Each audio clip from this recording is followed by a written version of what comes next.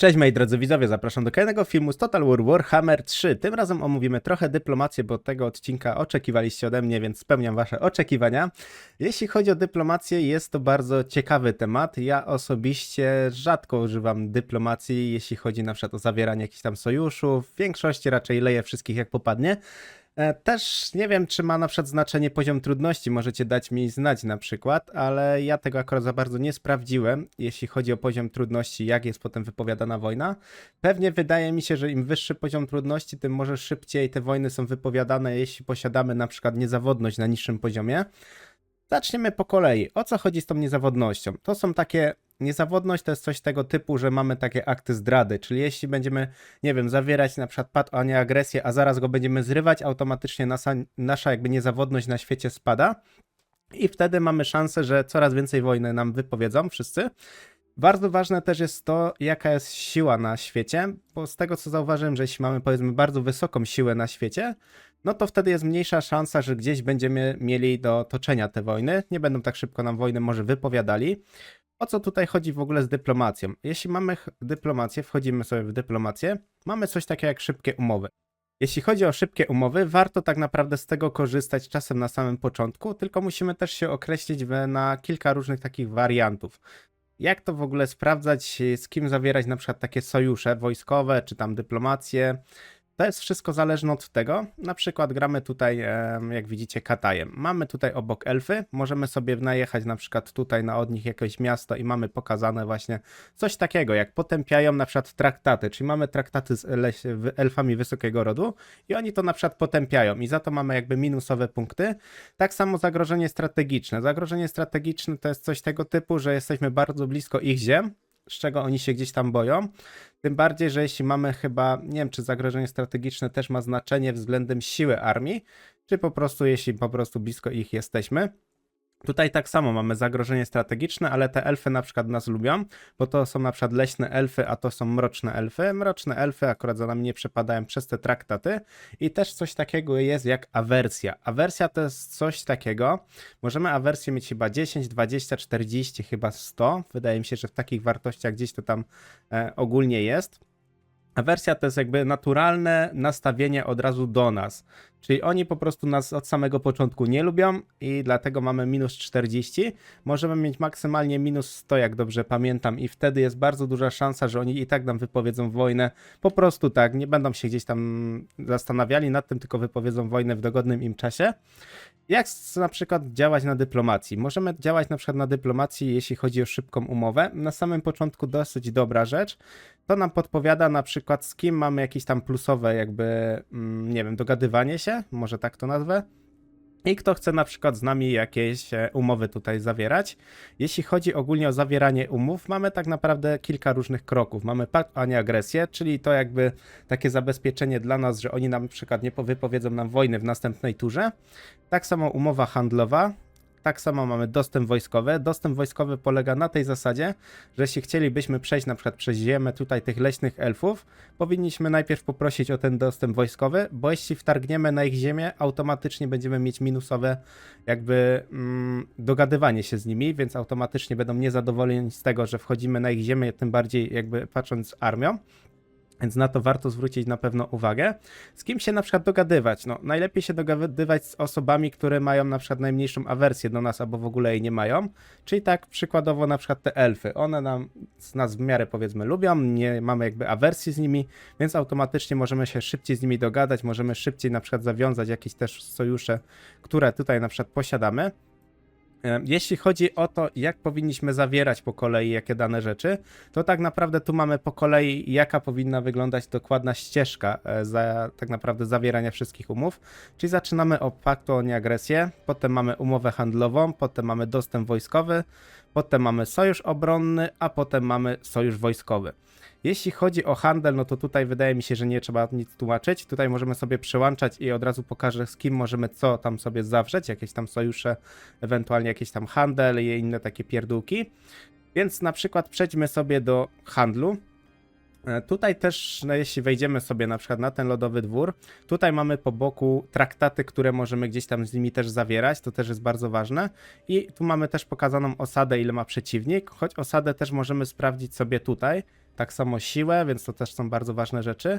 Jeśli chodzi o to, z kim zawierać sojusze, to tak jak mówiłem, z tymi, co mają najmniejszą awersję i takich, których nie będziemy chcieli z czasem na przykład podbijać, to jest bardzo ważne, bo jeśli będziemy chcieli potem podbijać na przykład, nie wiem, tutaj te leśne elfy, a będziemy się z nimi dogadywać, no to potem będziemy musieli albo odczekać z zerwaniem na przykład tych traktów, znaczy traktatów, albo będziemy musieli, no, będziemy mieć po prostu niską niezawodność, jak wypowiemy od razu im wojnę.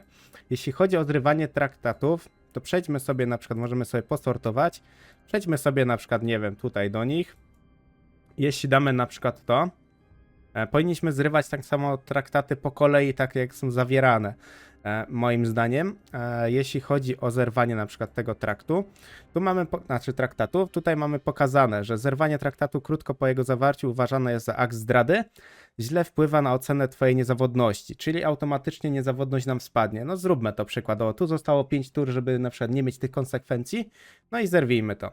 I widzicie, automatycznie niezawodność nam spadła na średnią. Jeśli chyba byłaby dużo słabsza siła na świecie, możliwe, że byłoby trochę gorzej, spadłoby niżej. Ewentualnie, jeśli byśmy nie mieli z nim chyba żadnych traktatów innych, to też by mogło automatycznie spaść. Od razu widzicie, zerwanie traktatów skutkuje tym, że mamy minus 40 punktów do zadowolenia jego, czyli dogadywania się z nimi. Więc to jest na przykład bardzo ważne. Jeśli chodzi ogólnie o zawieranie tych paktów, no możemy teraz na przykład sobie zawrzeć z nim pakt i automatycznie on już z tego jest zadowolony. No jest to trochę takie dziwne, no ale po prostu tak jest.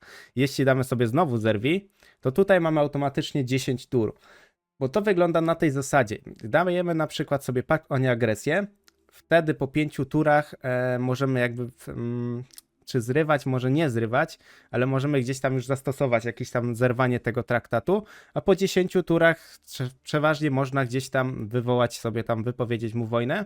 Ja na przykład też używam takiej rzeczy, ale nie przetestowałem tego dokładnie, więc tutaj możecie mnie podprawić w razie co w komentarzach, jeśli macie takie akurat informacje. Ja często używam czegoś takiego, że na przykład chcę wypowiedzieć tym elfom wojnę, tak? Więc chodzimy sobie na przykład na kogoś, z kim on już ma wojnę. Możemy sobie na przykład przeklikać tak, na tej zasadzie. Przeklikujemy na jego miasto, automatycznie on tutaj nam wskakuje. I tak, on toczy wojnę z Avelornem, czy z Eitainem, saperzy i inni tacy. Więc sobie można wejść na przykład na daną tą frakcję. Na przykład weźmy sobie tu, posortujmy, mamy tutaj tych i na przykład dołącz do wojny przeciw. Możemy sobie na przykład dać wtedy na ten kult rozkoszy. Nie dość, że możemy zyskać jakieś dodatkowe, nie wiem, kasę, na przykład zadowolenie tych innych i automatycznie wypowiedziemy im wojnę, tak? No i tak. To jest bardzo ważne. Jeśli wypowiemy wojnę osobom, które my mamy już pakt o nieagresję, jest duża szansa, że spadnie nam też tutaj niezawodność. Nawet jeśli zrobimy to jakby tak za pośrednikiem, o może tak bym to nazwał, więc to też jest bardzo ważne.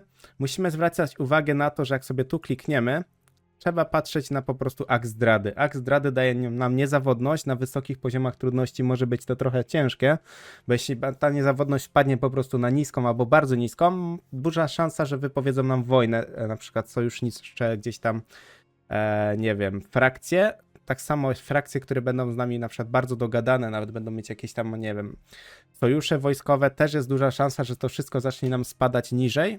I do czego to doprowadzi? Do tego to doprowadzi, że będziemy mieli po prostu, lekko mówiąc, przesrane, jeśli to będzie na przykład dosyć mocna frakcja, o którą się staraliśmy, nie wiem, przez 20-30 tur, żeby się z nimi dogadać i automatycznie, no, będzie problem. Jeśli chodzi jeszcze ogólnie o jakieś różne takie sojusze, nie sojusze, możemy też robić coś takiego jak konfederacje. Jeśli chodzi o konfederację, możemy sobie przejść na przykład, a tu musimy wyjść. Przechodzimy jeszcze raz w dyplomację. Tutaj mamy Wielki Kataj. Oni są wyodrębnieni z tego względu, że mamy właśnie dostępne posterunki, jakieś tam pierdółki, cel właśnie koordynacji działań wojennych, sojusze, bo to są jakby taki topowy sojusz. No możemy tutaj jakby zrobić też, ale tutaj chyba się już nie da konfederacji, bo zrobiłem z tą babką. Możemy zrobić tak naprawdę konfederację. Ważne, żeby zrobić konfederację to albo tak, bo jeśli on jest bardzo silny, czy ma bardzo dużą siłę frakcji, a my mamy też bardzo dużą siłę frakcji, to jest na przykład tak, że im my mamy wyższą, od niego, to jest większa szansa, że możemy zrobić tą konfederację, to jest bardzo ważne. No i musimy jego zadowolenie mieć na bardzo wysokim poziomie, czyli najlepiej dołączać na przykład do walki z tym, z kim on na przykład walczy, bo wtedy możemy zyskać najlepiej na przykład jego zadowolenie, ewentualnie oddawać mu wioski, które nam są zbędne, bo na tym też można bardzo dużo punktów otrzymać, a jeśli na tym nam nie zależy, to po prostu niszczymy każdego po kolei. Jeśli chodzi jeszcze o jakieś ważne rzeczy, możemy zrobić też koordynację działań wojennych, czyli możemy wybrać sobie jakiś cel, tutaj mamy dokładne punkty, które możemy na przykład wykorzystać, nie wiem, do atakowania celu, do obrony celu, okupuj cel.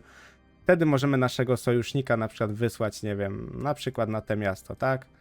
I wybieramy sobie, no niech on sobie to zaatakuje. I okej, on sobie to tam zaatakuje, tutaj nam spadły punkty. Tu mamy też dochód pasywny, który otrzymujemy na przykład od danego tam sojusznika wojskowego. Tu mamy 2, tu mamy 3.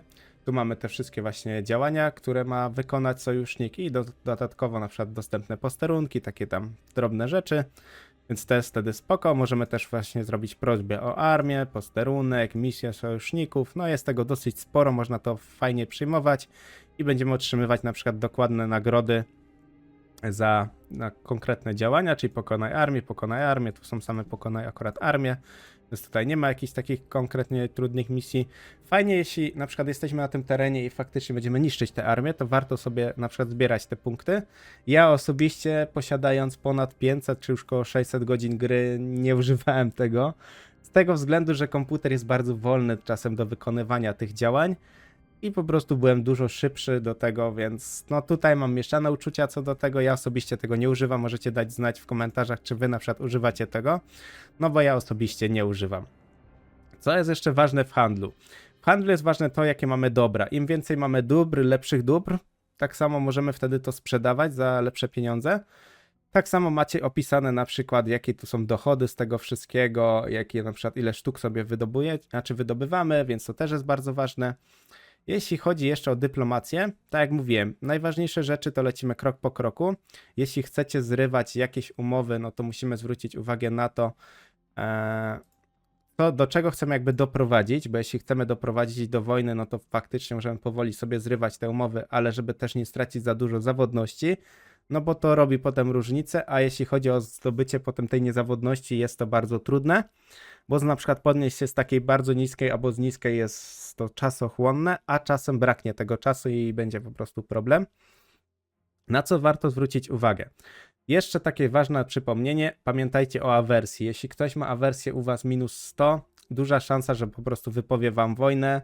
Jest to taki wróg naturalny, więc trzeba go od razu gdzieś tam pokonać. To jest dosyć dobra ścieżka na przykład dla osób początkujących, zdecydowanie bardzo przydatne.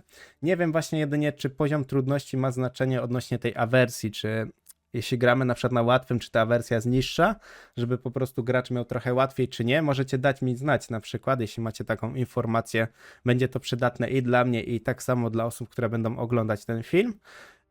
Co tutaj jeszcze mogę powiedzieć? No wydaje mi się, że tutaj nie ma co dużo mówić. Ja osobiście postępuję tak, że wybieram właśnie sojusznika, dołączam na przykład do wojny przeciw, bo to jest moim zdaniem najlepsze, bo zyskujemy po pierwsze u niego i tak naprawdę jeśli chcemy tak tą frakcję rozwalić, no to jest duży plus i przeważnie możemy też nie stracić tej niezawodności, co jest też fajnym plusem. Tutaj oczywiście możecie zobaczyć wszystkie te nastawienia, jakieś tam sojuszników, jak też tam będą na przykład posiadali, więc to też jest spoko. Możemy znowu im tam przykład wypowiedzieć wojnę. Tutaj mamy 44, tak mamy spadek, ale jeśli wypowiemy im wojnę, mamy od razu pakt o nieagresję i już gościu jest zadowolony. Tak samo możemy właśnie robić zapłaty. Osobiście nigdy nie robiłem za bardzo tych zapłat, nie żądałem gdzieś też tych pieniędzy od swoich sojuszników, bo wydaje mi się w większości to raczej zbyteczne. Nie wiem, jak wy tam na przykład używacie, czy nie używacie tego. To jest jeszcze bardzo ważne. Sojusz obronny to jest coś takiego, że jeśli nas zaatakuje, na przykład wypowiedzą nam wojnę, nie wiem, mroczne elfy przykładowo wypowiedzą nam wojnę, to ten sojusznik do nas, duża szansa, że będzie chciał dołączyć do tej walki. A jeśli mamy na przykład sojusz wojskowy, no to tutaj najsilniejszy może być traktat, podpisaniu, bla bla bla. Na wojskowi przysięgają sobie wspierać w przypadku, gdy raczej walkę z innym, no to też jest spoko.